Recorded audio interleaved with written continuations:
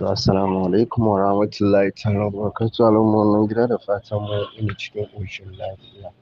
Ko in ce mun waye gari cikin ƙoshin lafiya tunda da sauran rana. To kamar yadda kuke gani Pi Bank suna sanar da community nasu akan cewa za su je open mainnet on 28th of this month. So daga 28th of this month dai muna tunanin za su je open network amma ba mu san yadda abin da ya kasance ba. Yana daga cikin abin da nake son jawo hankalinmu. Abin da muka ga Pi suke ta yi suke jan ƙafa shi fa ba wai ƙaramin al'amari ba ne fa. Duk abin da ake maganan za a yi daga zaran an yi ba mutum ɗaya ba, ba mutum biyu ba, ba mutum uku ba, ba mutum 1000 ba, ba mutum miliyan 1 ba, ba mutum miliyan 10 ba. Za a sauya musu rayuwa a tashi ɗaya. Ka fita daga talaka ka koma mai kuɗi, ka fita daga miskini ka koma mawadaci, ka fita daga matsiyaci ka koma mai hali. Ba wasa ba ne ba fa. Abu ne wanda a tarihin duniya ma ba a taɓa samun shi ba fa. Pi ba ƙananan mini project ba ne fa. Saboda haka dole mu ringa tara hankalinmu. Muna jiran mu ga abin da Allah zai yi, sai dai kawai a mayar da hankali a yi ta addu'a. Amma kamar yadda kuka ga Kosashi ma ya fitar, kusan ya kammala aikinsa da abubuwan da aka ɗaɗɗaura da sauransu. Do mutane sai su ce wai Kosashi ba ruwan shi da Pi ko team waye.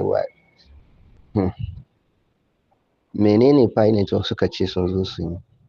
Abin da Kosashi yake ɗaurawa ya yi daidai da ra'ayin abin da Pi ta zo ta yi ko bai yi ba. Abin da mai hankali zai tsaya tambayi kanshi kenan fa. Na kawo muku breakdown da wani ya fitar da analysis abin da ya kamata a ce an biya Kosashi inda aikin kuɗi yake yi. Sama da dala miliyan nawa ya kamata a ce an biya shi na wannan aikin da yake yi. Kana aiki kullum kai kenan a kusan shekara nawa yana abu ɗaya. Ku ce wai kawai aikin banza yake yi. Mu ringa ma kanmu adalci. Saboda haka ga wannan sanarwar dai kamar yadda muka gani cewa suke yi Pi Bank Protocol Community Notice regarding the conclusion of the public test. Regarding the conclusion of the public test, official launch and structural execution standard. Bayani ne dangane da gwaji da ake yi ga yadda muka gaya muku yawancin application ɗin da suke kai za ku ga testnet ne, ana testnet phase ne.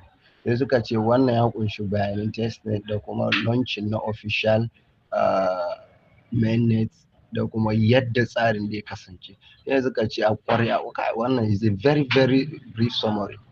Maganganu ne birjik fa aka dunkule kwata-kwata ma a layi nawa. At 11:28 Beijing time a ƙarfe 11:28 na ƙasar Beijing China kenan. On December 28 ga wata yau muna 25 ma'ana takaice kwana sati biyu ba rana ɗaya kenan ya rage.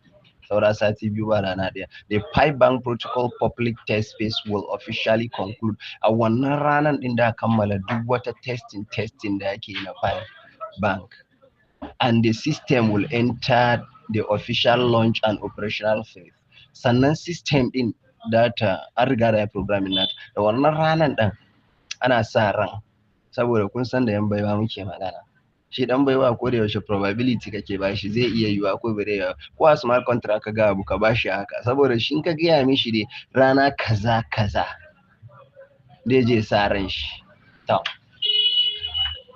based on abin da suke faɗa nan a ranar 28 ga wata ana saura kwana 3 a shiga sabon shekara kenan ba saboda in ka ce 28 da 9 30 31. To a wannan ranar da testing da ake dai tsaya sannan da su hau kan mainnet sannan kuma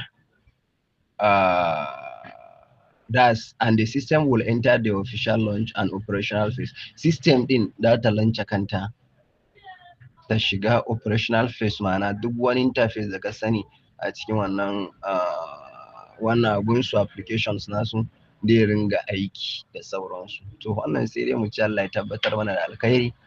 ya ba mu cikakken nasara alfarman sayyidina rasulullahi sallallahu alaihi wasallam.